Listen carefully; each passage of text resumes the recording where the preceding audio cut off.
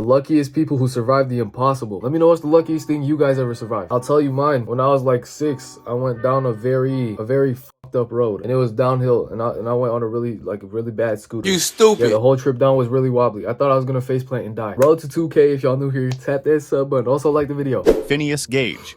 It was September 13th, 1848. Oh, Phineas damn. Gage was a foreman at a railroad construction in Cavendish, Vermont, when the unbelievable happened. He was using a tamping iron to pack sand and clay into the hole above the explosive powder. But as he was doing this, he got distracted, and the tamping iron sparked against the rock. The powder exploded, sending the 43 inches long, 1.25-inch diameter rod straight 43 inches. I want to know one thing. How exactly was this documented? This literally happened in the late 1800s. Shouldn't America have been busy in like a civil war or something? through his mouth and brain. The rod perforated his left cheek, passing through his left eye and the left side of the brain. Okay, there's no way he survived this shit, right? How? It literally went through his brain. What do you think was going through his co-worker's mind when he saw this? That's actually terrifying to think about. I'd be like, Twin, how the fuck your ass still alive, bro? Get away from me. I think that he's a zombie. The tamping iron landed point first some 80 feet away, covered with blood and brain matter. Gage was thrown onto his back and had some brief convulsions of the arms and legs, but spoke within a few minutes. He also walked with little assistance and sat upright in an ox cart for the 3/4-mile ride to his motel in town. No. Something about this story was tweaked. I'm telling you, this was over 200 years ago, bro. Some has to be tweaked. There was literal residue of his brain left on the rod. Disgusting! Who the hell is this guy, bro? Was this medieval day Deadpool? Like, what's going on? Medical help. The doctors were astonished and didn't believe what had happened. Despite losing his left eye and part of his brain, Gage was able to recover somehow and was walking normally within 3 weeks after the accident. But it wasn't long until those closest to him noticed something. Well, this man is definitely specially gifted. Speaking of specially, he's most likely going to be special for the rest of his life. Because there's no way in hell he walks away with no consequences. And shit, bro. Doctors back then didn't know jack. They probably did some like little rituals on him and then sent him on his merry way home. Until those closest to him noticed something was wrong. He went from a well-mannered and calm man to an aggressive one. His friends and acquaintances said he was no longer Gage. He started suffering convulsions a few months after the accident and died 9 years later at the age of 36 due to epileptic seizures. In 2012, researchers found that Phineas Gage had lost 11% of his white matter and 4% of his cortex, mostly in the frontal lobes. Thank God for today's doctors. Whatever the hell that means. Cortex, white lobe. Yeah, not good. Things you need to be able to survive. Makes you like just feel bad for workers back then because of how poor working conditions were. Why were these guys playing with like gunpowder or whatever it was on railroad tracks? Like, am I missing something here, bro? Natalya Pasternak.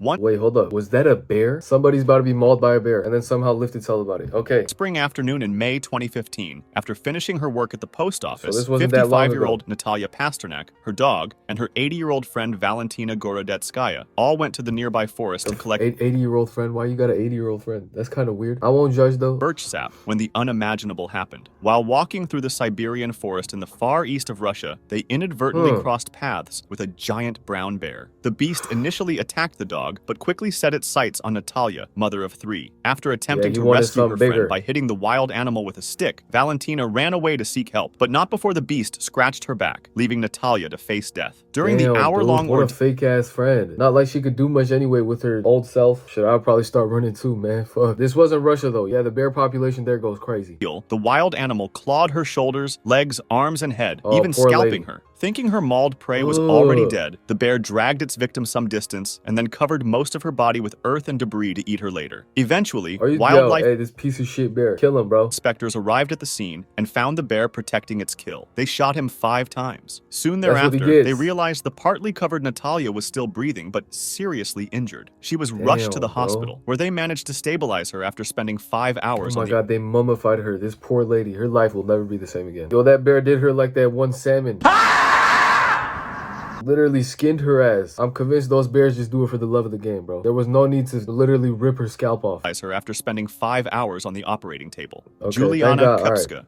On Christmas Eve 1971, 17-year-old Juliana Koepcke was flying over like Jeffrey Dahmer. What the heck? Peruvian Amazon jungle with her mother when a nightmare ensued. 15 minutes before they were supposed to land, the sky suddenly grew black. The plane unknowingly flew into a violent thunderstorm and was struck by lightning. One massive flash of white light hit the plane's wing, which sent the aircraft into a nosedive. However, the plane began to disintegrate before plummeting to the ground. Koepcke found herself falling, still strapped to her row of seats. There's no way she's gonna survive a giant-ass fall. I thought they were gonna get stranded in like the Amazon forest and then get eaten by a big-ass python. And then later, scientists recovered her body and turns out she was still alive. I have a broad imagination, dude. I'm telling you right now, that's exactly what I thought was gonna happen. Feet into the Amazon rainforest. Before hitting the ground, however, she lost consciousness. She woke There's up the no way next she day survived. alive and alone in the rainforest. Her seats served as a How? parachute which slowed her fall. The impact was also lessened by the rising current from the thunderstorm Koepcke fell through, as well as the thick foliage at her landing site. Dog, She survived what? the fall but suffered injuries such as a broken collarbone, a deep cut on her right arm, an eye injury, and a concussion. Her nightmare was far from over. She was able to walk, but she couldn't see well after having lost her glasses during the fall, and she had to Damn. deal with the dangers of the jungle, such as jaguars, snakes, and poisonous true, frogs. yup. Somehow, she managed to find a creek and followed it downstream, walking in the middle of it as it was safer than walking through the jungle. After 9 days alone in the Tight jungle, shit. dealing with severe Wait, that deep ass cut, that's bound to get infection at some point. Did he say for 9 days? What has she been eating for the past 9 days? If this lady survived, she deserved it. Well, actually, when I say it like that, it sounds kind of bad because it sounds like I'm saying all the other people who died on that plane crash deserved it. Never mind, dude. Never mind. My point, this lady is made of freaking titanium. She's very strong. bites, extreme hunger, and an infestation of maggots in her injured Oh, arms, she was that's fucking able to gross. find a hut with a palm leaf roof, an outboard motor with a large boat, and a liter of gasoline. She sucked the gasoline out and put it into the wound. The pain was intense as the maggots tried to get further into the wound. She pulled out about 30 maggots while Ew. suffering excruciating pain. Exhausted, she decided Does to that spend really help pouring gasoline on your wounds? I'm not even gonna ask, bro. She looks way smarter than I do. the night there. The next day, she heard the voices of several men outside. When they saw You're her, they were saved. alarmed and stopped talking. They thought she was a water goddess, but once she explained what had happened, they idiots. treated her wounds and gave her something to eat, and the next day, took her back to civilization. She was soon airlifted to a Good shit. hospital, where she recovered and reunited with her father. She later found that as many as 14 other passengers were later discovered to have survived the initial crash, but died while waiting to be rescued, including her mother. It was But later there was a lot of people that survived that giant fall. How was that possible? And how have I never heard of this story before then? How you falling 30,000 feet from out of the air and then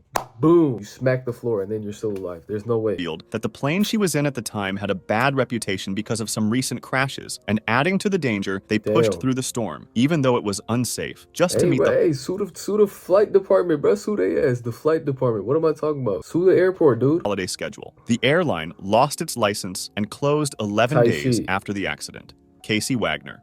One fall afternoon in Casey October Wagner. 2013, 31 years old Casey Wagner was attending an annual off-road event called Rednecks with Paychecks in God St. damn Joe, it. Texas. God damn it, these hillbillies. The bigger their trucks are, the more racist they are. That's just how that shit goes, I'm telling you. Not to stereotype or anything like that, but these guys have every phobia to exist. Islamophobic, black people phobic, white people phobic, not white people phobic, homophobic. I say not to stereotype, and then I say something like that. When storm clouds started rolling in above. He decided to take refuge under some trees while waiting for a friend to return from the bathroom. When out of See, no, nowhere, you do not go under a tree during a storm. Cause what's his face? What happened to that one dude? Was it Benjamin Franklin? Yeah, the lightning lit his ass up for standing under a tree. he saw sparks flying off the tree trunk. Casey was suddenly struck by lightning, and while he was midair, a What the second hell? bolt hit his work boots before he could even hit the ground. The bolt shot up his leg and traveled through the side of his body and his left Damn. arm. Wagner began yelling for help as he lay there paralyzed. Oh, As poor luck dude. would have Holy shit. Yo, his luck is not with him. He got not hit once, but twice. it, a nearby nurse rushed to his aid and kept him calm until paramedics arrived. Astoundingly, Wagner escaped with only minor injuries and was released from the Damn. hospital after spending only one night in observation. Okay. Apart from being left with shortness of breath, sore muscles, and feeling weird, Casey is a walking miracle. To put that into perspective, the chance of being hit by lightning in the US is 1 in a million. And Casey was not only hit once, but twice in a matter of exactly.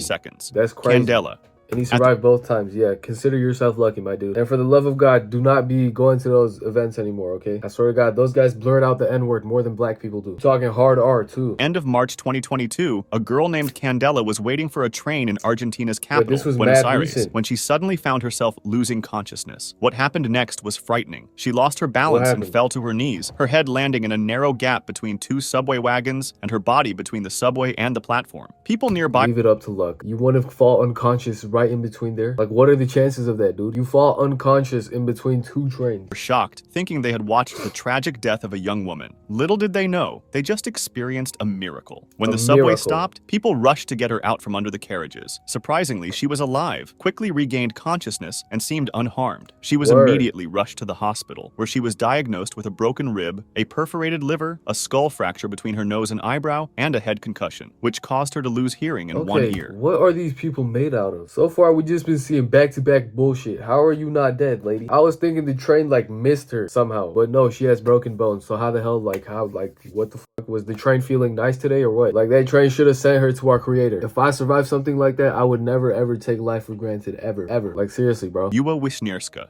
It was February 2007, and German paraglider Ewa Wiśniewska was in Australia preparing for the World Paragliding Championship when the unthinkable happened. After ignoring the warning... Let me guess what happened. Her parachute malfunctioned and then she fell and died, which is what everybody thought, but this video is based off of people who survived these crazy things. Paragliding does sound fun as hell, but at the end of the day, you are doing stupid shit. You should know that the casualties for paragliding is high. Of violent thunderstorms, she decided to take off. Shortly thereafter, while passing beneath the storm clouds, she was swallowed into the ascending current of a cumulonimbus cloud, which has a very powerful vertical upward force. She did not stand a chance. So paragliding on its own is very dangerous, but this idiot wants to paraglide during a thunderstorm. Well done, bro. Some people just hate living. That's what I'm convinced of. Unable to get out, she was lifted at a speed of 48 miles per hour to an altitude of 32,986 feet, according to her GPS. To put that into perspective, it is higher than Mount Everest. As lightning flashed around her, she was pelted by hailstones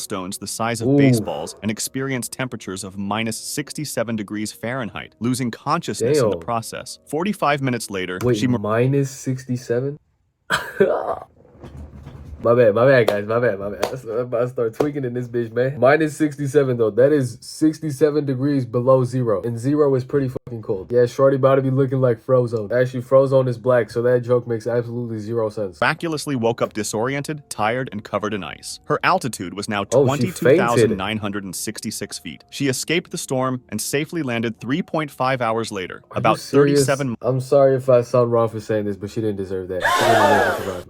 I'm joking, guys. Hopefully this serves as a very big learning opportunity for her, so she'll never try some stupid shit like this again. Miles north of her starting position on a nearby farm, suffering only minor frostbite in her extremities. Danny Balch. Crazy. It was May 1980, and Danny Balch and his friend... Hold up, was that a picture of a volcano? Danny Balch. Is my man gonna fall inside of that magma and then somehow live to tell about it? Because let me tell you something right now. If that happens, I'm ending the video. I did not know I was living amongst superhumans. These survivors, their stories have just been getting more and more ridiculous. There has got to be something tweaked about these stories. I feel like these people just lied just for the clout or something so they could go famous. It was May 1980, and Danny Balch and his friend Brian Thomas were violently woken during a camping trip in Washington State in the Pacific Northwest. It was the eruption of Mount St. Helens, and the blast was heading toward the meadow they were camping in with 4 other friends. As they ran for their lives, looking for shelter in some trees when the day turned black, Balch was hit by a tree-flattening blast of heat and a shower of ash, mud, and ice that caked him in grit and pushed him flat to the ground. In seconds, he went from frozen to baked. When Balch got up, he yelled for Thomas, then crawled into the river to soothe his burned hands and left leg in the river's warm, muddy water. He resumed his search, scrambling over... Okay, so he did not fall in lava. This story is believable. I want to see real quick, what are the chances of a volcano erupting? Because this guy is very unlucky. Geological evidence suggests the 1 in 6 chance of massive eruption this century. 100 years. So put that into stupid people terms. It's very rare. This poor dude. Trees until he felt a hand on his left shoulder that pushed him off balance. He looked down and saw Thomas under a tangle of tree limbs. Thomas had a broken hip, and the skin was peeling off Balch's burned hands. But somehow, Balch could pull his friend up to the top of the tangle just as ash started no way they both survived, right? Fall. After that, they went looking for their friends. Balch and Thomas were still on the pile of tree debris 2 hours after the blast, with their shirt collars pulled over their noses and mouths to screen out ash, when Balch saw 2 of their friends, Nelson and his girlfriend Ruff, making their way through the downed trees toward them. The 2 men carried Thomas to the ruins of an old cabin, where they built a makeshift lean-to, and learnt that his other 2 friends, Terry and Karen, had died. Leaving Thomas behind, Balch, Nelson, and Ruff then hiked out, seeking help. But Balch was barefoot during the whole ordeal. They could make like a whole movie out of this, or like a book. Hey, do y'all remember those I Survived books? Do you? Hey, if you do, I just sent you on a trip down memory lane, dude. I just unlocked the memory. There is definitely an I Survived book about this situation right here. Scrambling from downed tree to avoid hot ash. Luckily, they were spotted at about 6 p.m., more than 9 hours later after the nightmare began, by 2 rescue helicopters. Balch didn't forget about his injured friend and guided the rescuers to save him. He was airlifted to St. John Medical Center in Longview, where he and Thomas were hospitalized. Once the painkillers kicked in, Balch didn't regain consciousness until the following Sunday, 7 days later. Helen Klaben. It was Well, okay, so I'm guessing they're all survived. Okay, that's what's up. Good shit, dude. February 4th, 1963, and a 21-year-old Helen Klaben was in Anchorage, Alaska, when she decided to hitchhike. Who the fuck lives in Alaska? Are you serious right now? I thought that Luke from Outdoors Boys YouTube channel was the only person that lives in Alaska. Because why the hell would you want to willingly live in Alaska? What the hell even goes down over there? Y'all just be chilling with the mooses or what, dude? 21-year-old Helen Klaben was in Anchorage, Alaska, when she decided to hitchhike all the way to San Francisco by sharing a single-engine plane with inexperienced 42-year-old pilot Ralph Flores. Not long into the journey, however, Wait, you can hitchhike a plane in Alaska? So let me get this straight. If you go to an airport and then raise your thumb up like this, there will be hitchhikers. The fact that this lady put her trust into this man right here, that alone is enough reason for her to die. I'm kidding. Again, I'm kidding. But it's very stupid of her. Ran into a snowstorm that blew them off course. He went above the clouds to try to escape the storm, but needed to go down to see the landmarks to get to their destination. Once he did so, he immediately found himself too near the mountains and trees, and before he could react, they crashed. Miraculously, they survived, but were stranded alone in a snow-covered forest in the Canadian Yukon, in winter with temperatures as low as negative 58 degrees Fahrenheit. Damn, Helen bro. suffered a broken arm and crushed feet, and Flores had a fractured jaw and cracked ribs. They somehow built a shelter using a piece of cloth and cushions from the plane. They also used aircraft carpets as blankets and gasoline from the fuel tank to light a fire. You know what I'm thinking? They could really use Luke from Outdoors Boys YouTube channel right now. Because negative 58 degrees Fahrenheit weather with nothing but this to survive in it? Like, are we dead us? Do y'all get what I mean? Surely I'm not the only one that's flabbergasted. How in the hell did they survive this? Themselves warm. They had no food apart from 4 tins of sardines, 2 cans of tuna, and some fruit cocktails and crackers, which were rationed but only lasted 10 days, forcing them to make soup from melted snow. Eventually, Flores gathered enough strength to go to a nearby frozen lake, where he wrote a large SOS sign with an arrow pointing to their camp. It wasn't until 49 days after the accident that a local supplying pilot, Charles Hamilton, saw the sign, rescued them, and took them to the... What have they been eating for 49 days in below freezing weather? This story was also tweaked. There's no way. There is no way on God's green earth that they pulled something like that. Horse General Hospital. Though pale and exhausted, Flores could walk with support, while Miss Klaben was on a stretcher.